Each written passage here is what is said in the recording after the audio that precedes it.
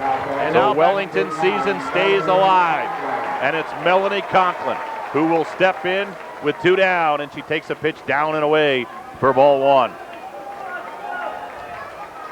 A runner at first, the tying run with 2 down here in the bottom of the 7th. That's all you can ask for, to get that base runner and an opportunity. Do you send her? Do you take the chance? Count 1-0 on Melanie Conklin. The wind and the pitch. There's a fly ball into right field. Drifting back is Mays, and it's off the fence. Rounding third and heading home is Lewis, and Conklin with a triple. And now the ball gets by the catcher. Here comes Conklin, and then she holds up. Conklin ties the game. An RBI triple by the senior Melanie Conklin, and we are tied at 1. Count 0-2 on Callie McConnell. We're in the bottom of the 8th inning here at Firestone Stadium in Akron. What a game it has been. The pitch weaved at, swung at, missed for strike 3, but the ball gets by the catcher, throw to first, not in time. Even with the short backstop, the catcher, Haley Hickenbottom, was not able to throw out McConnell over at first, and so the leadoff runner, the potential game-winning run, is on for the Wellington Lady Dukes. It does go as a strikeout for Kaufman. There's the bunt laid down. Quick throw to first in time. The sacrifice successful by Sawyer, but down to second goes Rennie. Oh, excuse me, McConnell. So McConnell now at second on the sacrifice. The winning run at second base with 1 out here in the bottom of the 8th. And that'll bring in Amy Rader, senior shortstop. 1 for 3 this afternoon. I told you earlier, Christy King's been one of the unsung heroes. Let's see if she can end it here. 0 for 3 today. King with a bouncing ball. Great stab by Conkle at third. High throw to first. It gets by the first baseman. And coming in to score. The winning run is McConnell. And the Lady Dukes win it. Wellington lives to play on Saturday. The Lady Dukes will play for a state championship in Division III. Tom Ross Club at 23-4 will play on Saturday afternoon against either Bloomdale, Elmwood, or Hebron, Lakewood. Conkle made a great stop down at third, but then the high throw got by Katie Detweiler, and all the way home came Callie McConnell to score the game-winning run and send the Dukes to the state championship game on Saturday.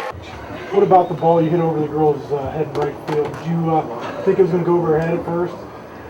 I just swung and hoped it went as far as it could.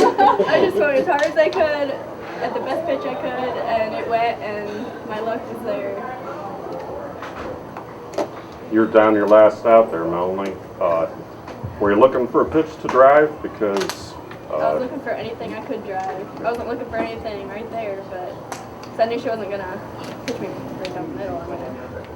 So excited. Were you surprised that it went to the fence? I was hoping it was going to go over. I didn't know I could hit it. We all were, believe me. It would have been a lot better if it went over, but I was so happy. I was hoping it was over too. is that 1-0 pitch?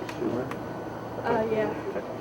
Christy, the last at bat, even though there's an error, you hit the ball hard. It took a good play for her to keep it in the infield.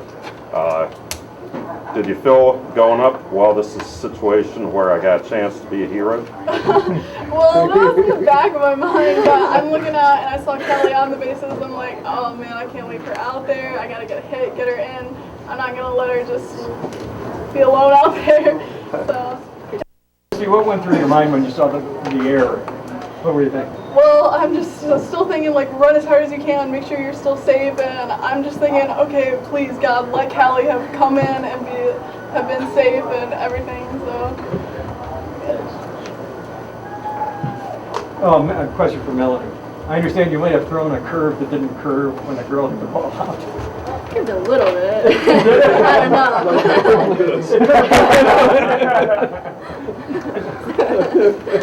know. Any other questions for the girls? Mel, what's your mindset after giving up a home run like that, then having to come off to bat the next following inning and Well, after you get up the home run, it's probably the worst feeling you could ever have as a pitcher. But it was kind of a daze after that because I was just like, oh man, we have to do this, we have to do this. And I was up there and I'm like, just get a hold of it and hopefully you do something. And I know Brooke was fast, so she made it around. And did anyone say anything to you? Like, did Coach Rock give you any encouragement or kind of in my own little world. But I'm sure they did. Great job. Mel,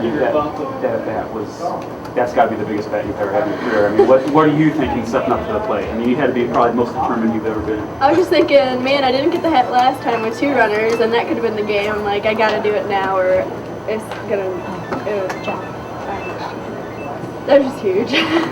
I thought we were in a little bit of trouble because we had opportunities twice with runners on in scoring position, and they made nice plays and got themselves out of trouble. And their third baseman had made a couple nice plays, shortstop made a couple grabs. And it's like, hey, sooner or later we got to get one of these to go through, you know. Finally, when the opportunity arose, we got it done. It was a nice job. What was that been a mark of your team all year? Just not giving up. We scored a lot of runs with 2 outs. In the tournament here, you go back, I think, in the semifinals, we were down by 3, and we came back and picked up runs with 2 outs, and then we went ahead with first 2 batters made outs, and we came back and got more runs with 2 outs, like 2 consecutive innings.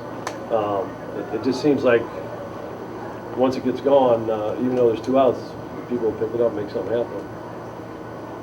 Tom, is that part of that because pretty much up and down your batting order you have kids who can distribute? Well, that's right. We have the luxury of getting all the way down, you know, through the order. I mean, we looked at one time, Brooke Lewis, number 9, started it, and Mel gets her in. Then we start with number 4. Callie gets on, and number 7 hits her in. You know, so yeah, we've had different heroes out of different spots in the lineup, which has been nice. I thought pitching-wise, obviously 31-1, the pitcher was going to be tough, and it's essentially they kind of matched up pretty much like us. Good hitting, tough pitching, and defense to go with it, and that kind of way the game went.